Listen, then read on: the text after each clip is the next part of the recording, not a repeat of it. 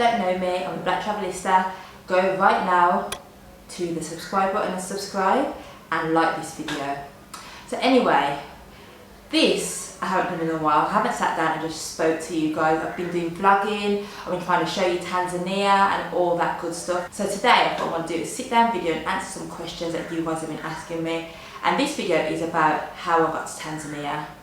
Because a lot of people email me, DM me like every day asking me how I got to Tanzania, how I did it, who did I fly with, how did I go about the visa, all that stuff. So I am so hot, but I didn't want to put on the fan. It's on but not too much, so I hope you don't mind me fanning. It's boiling. So, how did I get to Tanzania? So in May, like everybody else, was in lockdown, and for me, I was feeling like a failure. I felt like I was so down, I was feeling anxious, I hated being in lockdown and all that stuff because I felt like I found myself because I was meant to have been in Ghana. And I moved to Ghana in 2019 and I came, 2019 and 2018 and I came back to the UK, and I came back because I needed to raise more funds. And during the lockdown I felt like, if I did things properly I'd be in Ghana, and now I'm locked down in UK, and at that point it was like we didn't know what was going to happen. We didn't know if we'd be able to fly again without a vaccine or without a test. We just didn't know what the future held for travel. So I was really, really down. So what I started to do was I started kind of binging on YouTubers. So I started watching people like Black Sea, Dr. Mumbi, and people like that, just to kind of get some upliftment and try to understand what was going on and how I would make it out of the UK if it was possible. So the first person I started watching was Black Sea, because I thought to myself, I was originally going back to Ghana. So I started watching the Black Sea videos, and then I saw a video about Exodus kind of thing, but by road. So I started kind of watching that, researching Exodus, because I didn't realise that you could travel by car from the UK to Africa. It just never ever came to my mind. So when I watched that video, Temji World, he spoke about his driving experience to Gambia. So I watched that, and he said he went from London to France, from France over to Spain, from Spain to Morocco, from Morocco down the west. He went through different countries in West Africa, and then he hit Gambia. So I thought to myself, okay then, if I can't get out of the country via plane, I would do what he did. I was thinking about buying cars, I was researching cars, thinking, I want to do a road exodus. And I thought to myself, like, that is crazy. Like, how would I do that on my own? So I was talking to friends, saying, do you want to do it? Do you want to do would you do the exodus by road? And people were like, I don't know. So I think in May, I decided my passport was due to expire next May, which in this October would have left me only 6 months left, and you can't travel with less than 6 months on your passport. So I thought to myself, let me renew my passport, because at least if I know I've travelled out of the country within that time, my passport won't expire whilst I'm there. So I wanted a fresh passport, I wanted to have no problems, and plus I didn't know when the borders were going to reopen, kind of thing. So I thought to myself, imagine if the borders reopened in, say, October, and my passport would have been expired, I wouldn't be able to travel. So I did that. So I sent off a passport on I think it was about the 1st of May, and it took a month to come back, so it come back in June. And I'm getting scared because I've seen in America that there wasn't kind of giving people like passport renewals at the time of the lockdown, but luckily I got mine back. And then during that time, I think I was watching a Travelling Sister. Travelling Sister announced that Tanzania was opening its borders. And I remember watching Dr. Mumbi, and she was people saying, we're gonna have a bracket. There'll be a 3-month bracket before, where we can get out of the country or get out of the West or get out of Babylon, and then, we've got to be ready to do that. So when Travelling Sister announced that Tanzania was opening the borders, I thought, you know what, I'm gonna go to Tanzania, and then wait for Ghana to open its borders and go there, because every week I was watching Ghana's address destinations. Every single Sunday I'd sit down and watch a destination, waiting for them to open the borders. People were saying we would open in August, then it was September. It was just like we just never knew when the Ghana borders were going to open. So I didn't want to end up waiting and then have a chance to get out of the country and be waiting for Ghana, and then Ghana doesn't even open its borders. So I thought the best thing for me to do was to go to Tanzania And then when Ghana opens its borders, I can travel from Tanzania to Ghana. As you know, Ghana opened its borders, but we've obviously different legislations. I booked my ticket to go to Tanzania. I didn't tell anybody. And I think I mentioned it to my dad that, you know, what was going on. And, you know, we spoke about it. But then I said, you know what, I just need to do it. So I booked it for the 29th of July. And at that point, I was in Birmingham. So I was staying in Birmingham at my mum's throughout the lockdown. My birthday was in March. I went to Birmingham, the day before my birthday. And then I was there up until the second week in July. I was due to fly on the 29th of July. On the 15th of July, I travelled back to London with my mum and my sister. My uncle's partner had to drop me back, and I had all my belongings. And I thought, wow, in 2 weeks' time, I'm going to Tanzania. But I didn't tell nobody. So even on the journey there, I didn't tell my mum or nothing. I just didn't have the courage to tell her, even though like she knew I was going to Ghana. I don't know, I just didn't have the courage to tell her I was going to Tanzania. So I think when I got back about 2 days later, I was on the phone and I was like, Mum, I'm going to Tanzania. She was like, what? I'm like, I'm going to Tanzania, but I didn't tell her, you know, the actual whole story. I just said I'm going to Tanzania. But I said to her, I'm going there, then I'm going to Ghana after. And she's like, okay then. So, you know, obviously in London, I was renting a room. So within that 2 weeks, I was working and I had to pack up all my stuff, all the new stuff. I packed up all my boxes to go to Ghana. You know, I sent off my boxes to Ghana, I think the Saturday before. When I travelled to Tanzania on the Wednesday, I sent my boxes to Ghana on the Saturday prior. So I had 2 big boxes to go to Ghana and I put everything in them. I bought quilts, duvets, I bought new pots and pans, Hoover. I sent I've got like an eyelash brand that I was due to bring out. I sent all the eyelashes there. I sent I do candle making. I sent all that stuff there. I sent literally everything to Ghana, literally everything. And I thought, you know what, you know, that will get there by the time, you know, we're going at the end of July. By the time the end of August, September, Ghana's borders will be open. So I'll be in Tanzania for a month. And then I'd book my ticket to go to Ghana and everything will be fine. Yes, that was my plan. So during that time, the 2 weeks before I went to Tanzania, I was doing my research. I was doing my research about Tanzania, started researching, finding out about Magufuli, and I started doing a lot of research on him. And I thought, you know what, like, this leader is a great leader. And I started to realise how, you know, I started to find out more and more about him, because I didn't really know that much about him. I knew about the test that he did on the pawpaw and the goat and stuff, and that's when I started thinking, this man is a great man, like, doesn't take anything off the West. So, you know, I felt confident and comfortable in going to Tanzania. So in that time also, throughout the months, I've missed this beat out, throughout the months leading up to me going to Tanzania, or leading to go to Ghana, because obviously I was meant to go to Ghana, I was, you know, looking at buying land. I was negotiating with people in the Volta region of Ghana. I set up a GoFundMe for my repatriation village in Ghana. I had land ready to be bought for agriculture and stuff like that. So I was doing a lot of planning to go to Ghana, loads and loads of planning kind of thing. I had so many things like in the pipeline. At that point I still thought, yeah, everything's going to work out fine. I didn't think that anything would have stopped me from going to Ghana kind of thing. So the 2 weeks leading up, yeah, like I said, I was doing all my packing and all that sort of stuff. And then it was travelling time, so I travelled to Tanzania, and prior to me travelling, I need to take a step back. So the 2 weeks leading up, I done my visa. So I did my visa and I don't know if it's just for the UK, but I only got, for some reason, they only gave me a single entry visa. And I got that through a company called E-Visa or something. So I got a single entry visa, and I contacted the High Commission in London, so Tanzania High Commission in London, and asked, so I wanted to find out if anything had changed in regards to tests, because I know obviously one of the kind of attractions of Tanzania was that it was doing no tests or anything like entry. So I contacted the High Commission and says no, there's no tests.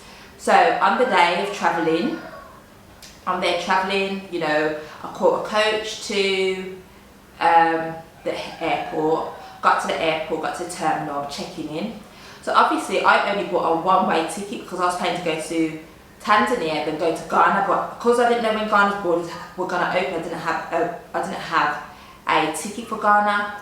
So I got to the desk, I was checking all my stuff, and the person who was checking me in asked to look at my passport and my ticket. So I gave him my passport and my ticket, and he says to me, "You've only got a one-way ticket." And I thought, yeah. I was like, yeah, and I've always bought one-way tickets. I'm going to Ghana after. He goes, no, you're not allowed a one-way ticket. I was like, from when? People, years ago, they would never ever, not even years ago, up until months ago, when did they check if you had a one-way ticket or whether you had a return ticket? That was never a concern of the country you're leaving. If you got a one-way ticket, why are they concerned about whether you're travelling back to the country? So I thought to myself, this don't seem right. And I've heard a lot of people saying this, that now they're asking for that you've got a return ticket when you travel. Obviously I didn't have one, so he brought it to his manager, and I said to his manager, I've got a visa in my passport for Ghana, I'm going to Ghana after this, but because their borders are currently closed, I can't book my ticket. And he was like, that's fine. So I went through, I was travelling with Qatar, so I checked in and everything, that was fine. And then when I got to the other side, you've gone through security and stuff, the airport was it was full, but it was empty at the same time. It's like, there's a lot of people there. Some people had a mask, some people didn't. Only 2 restaurants were open. I think that was Pret and I think Starbucks. That was all that was open. So that's the only place you can get food from. And then when I got to the part where we were boarding, Qatar Airways were giving people like face shields to put on. So when you get in there, you have to put on your face shield as you get into the plane, and then there's a mask in. They give you like a package, a travel pack, and there's a mask in there. So throughout the flight, I didn't wear the mask, but yeah, I had to wear the face shield. But when I went to the toilet and stuff, I took it off, and a lot of people didn't have it on. So I've travelled from Heathrow to Doha, and then from Doha to Tanzania. And when I got to Doha, that was fine, I had no problems. It was like an hour layover, and then we got onto another plane to come to Tanzania. I landed on Tanzania on 30th at, I think it was a morning flight. And you know, I got to the airport. When I got into the airport, you have to do like a health check. So they ask you like they give you a health questionnaire. So you've got to fill in the health questionnaire, tell them where you've been, if you've been around anyone that's had, if you had anyone that's had, you know what, and they ask you if you have had it yourself. And then as you're going through, they test your they give you a temperature test, and you go through. And then because I had my visa already, I could go straight to security. And when I went for security, I gave him my passport, he stamped it with 90 days, and that was it. And then funny enough, when you get to the other side, you wait for your luggage. Once you get your luggage, you go through the door, there's a sign on the wall saying, please throw your masks in the bin, which was really, really kind of, you know, it was kind of funny. I had an Airbnb booked prior to me coming. So I had my Airbnb booked for about 3 weeks. No, it wasn't even 3 weeks. Yeah, it was 3 weeks. I had it booked for 3 weeks, and I was planning to go to Ghana. So once I got to my Airbnb, you know, I checked in and I was there for 3 weeks. And then during that 3 weeks, so I think the 3 weeks brought me up until the beginning of September, and obviously Ghana, a destination, and obviously they revealed that they were opening up the borders, but with terms, and the terms were that you have a test before you get there within 72 hours, when you get there, and yeah, I think that was it. I had a feeling that's what was going to happen, and based on how long the lockdown lasted, I just thought, yeah, they're going to come with some testing or something, and it happened. So at that point, I wasn't that upset, because I think I already made up my mind that I'm staying in Tanzania anyway, kind of thing, because, you know, like, I don't know, I just had a feeling, I just like knew. It was really, really strange. At the same time, I was thinking, you know, I want to go to Ghana, but then I thought to myself, like, if I'm somewhere where I'm fine, everything's going well, why move and risk kind of being caught up or having to go back to the UK? Because I thought to myself, at one point I was thinking, you know, maybe the testing not that bad. And I thought to myself, no, you're being stupid, like, I'm not going to risk it. I know, at the end of the day, them tests are a product of this thing that's been going on. So why would I trust the test, kind of thing? I know, I can see what they're trying to bring in regards to everything else surrounding this. So why would I trust tests being given to me by these people? I thought to myself, no way. I just decided, you know what, I'm not going to go to Ghana, kind of thing. And now I'm here, obviously, to stay you have to either get like a residence permit, and there's different clauses, there's different types of residence permits. There's, you know, one that you can get basically if you work here. There's ones you can get if you do a course. There's ones you can get if you want to be a volunteer. There's different types of residence permits you can get. I think you can extend it for up to 3 months, but with what's going on in regards to, you know, the pandemic and stuff, I think that they're a bit more lenient kind of thing on things. But I'd say just make sure you do your own research, because obviously from different countries things happen differently and things work differently. But yeah, that's my kind of story and how I got here and how I come to Tanzania. And I think that, you know, there's a lot of people sending me emails about, you know, they're going to come next year, and, you know, they're going to come the year after, or in 2 years' time. And for me, I think that, I don't know if that time's there. The thing is, when I'm thinking as a spiritual person I am, I don't believe that things are going to turn out the way that these people want it to turn out. But at the same time, you can't be too sure. They're kind of trying to push things so quickly at the moment in regards to vaccinations. From the test, there's so many people who have got, you know, who have been unable to travel because their tests have got expired, or they've come up positive, and they've basically not been able to travel because of that, without the test. Imagine they have not been able to travel without the test. So if they're doing that now, how do you think they're going to be when the vaccination, if a vaccination comes out, how do you think it's going to be? It's going to get even harder. Travelling has changed within how many months travelling's changed. You're getting turned away if you don't have a valid test certificate, imagine. So we would have never believed that would have happened if someone said, oh, last year, oh, if you don't have a test, you're able to get onto an aeroplane or travel, you have to stay put where you are. We wouldn't have believed it. And the thing is, I used to always say, when I was in Ghana and I was leaving Ghana, I used to say to myself, there's going to be a time, I don't want to get stuck in the UK, there will be a time when we can't travel, when airports were locked down. And it happened a year later after me saying that. It happened a year later. This is serious, it's a serious thing. And, you know, at the moment I'll be getting messages of people who are coming over in the hundreds. On a daily basis, people are coming over. And you know how it's like all the conscious people are all kind of moving in the same direction together, and they're all coming to this space together at the same time. It's like they're being drawn to the same place at the same time, kind of thing. That's what I see happening.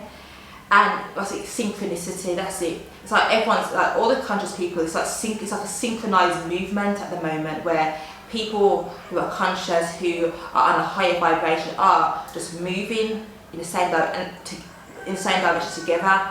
And first of all, I used to think to myself, gosh, am I too kind of rational? There's people in the UK who speak to, and there's like, oh Naomi, no, I can't move at the moment because I've got this and there's that, and you know, I've got family and that. And I'm just like, well, I need to protect myself, I'm gone. But then seeing all the other people who are doing it, it's not just me. I used to think it was just me, but I realised there's other people who are quite similar kind of thing. I think people need to move ASAP. Just try your hardest, because some people are saying, oh, you know, it's not going to be easy, but I think that moving will be much easier than having to put up with the new rules and regulations that are going to be forced upon people in the West. Yeah, moving, like getting up and moving, it will be uncomfortable, but imagine how uncomfortable it's going to be when all these new rules and regulations come in. Which would you prefer? Feeling uncomfortable about moving, or feeling uncomfortable with all these new, you won't even be uncomfortable with all the new rules and regulations. It's going to be like pain, but not physical pain, but mental, emotional, because I believe that these people are coming at people in all directions. And I think that you've got the chance, if it's there in your heart, if you're thinking about it, just try and do it. Try your hardest to do it. Try your hardest to do it. I've got no regrets of coming. Like, obviously I miss my family, and every day I speak to my mum, I do try and convince her to come. I won't stop trying, and I just pray that within the next couple of months I could probably make enough money where I can get my whole family to come. Just pay for them. Just, if you've got any questions, just give me a call. Just give me a DM, give me a comment or anything. Like I said before, you know, 1 or 2 questions. And if you do need a consultation or anything, just, you know, hit me up and I can give you a consultation. I can, you know, help you on the actual whole journey of, you know, helping you with, you know, finding people to ship your stuff, helping you to find your ticket, helping you to find accommodation, looking to schools for your children. I can help you with all that sort of stuff at a fee, obviously. So yeah, I think that's it for this video. I just wanted to kind of give you guys just like an update of, not an update, but just maybe know how I went about my move, how it happened and stuff, and try to understand that, you know, my move wasn't as simple because I've got things in Ghana right now that I can't even get back at the moment because they're trying to charge me so much money. So, you know, I've had to kind of start all over again after most of the stuff I bought in Ghana just only last year. They're all brand new stuff. You know, people will say, oh, you know, I've got all my stuff at home, I've got all my house, you know, that's no excuse. I've got stuff as well, but I'm still here. So, yeah, so that'll be it for now. I just hope that everybody's okay. It's good to do a sit-down video because I haven't done one for such a long time, but it's been good doing the vlogs as well. I've got so many different videos lined up at the moment to push out for you guys, and I'm enjoying it. I want to thank you for all your support. Sometimes you know, when you're a content creator, it's crazy because you do your content and you're kind of thinking, are people going to enjoy this? Like, sometimes I'm like, are people going to enjoy this? Even my video that I put up on Friday, I was like, are people actually going to enjoy this? And I get so much positive feedback. So I want to thank you for all your support. It's appreciated and it doesn't go, you know, unnoticed. Seriously, that's why I try and comment and respond to most comments, because I understand that you've taken your time and effort to watch me and support me, so I try and do the same back. But anyway, don't forget to like, comment, and subscribe. If you're somebody that watches, I've noticed that on my videos is that 30% of the people that watch are subscribers, 70% of people that watch are non-subscribers. So people who are not subscribers, subscribe today, press the subscribe button and that notification bell and subscribe. And the people, if I'm looking hot, I'm sorry. This video was planned to be outside. I got onto my balcony, I set up and I was like, you must be crazy. I was sweating buckets on that balcony. It's so hot. And people are telling me it's going to get to like 38, 40 degrees in December, January. Boy, sir, I swear it's hot, but it's beautiful. You know, the sun it's medicine to the body, so I'm not complaining and I'm just grateful to be here. But anyway, that's it for now. Thank you. Bye.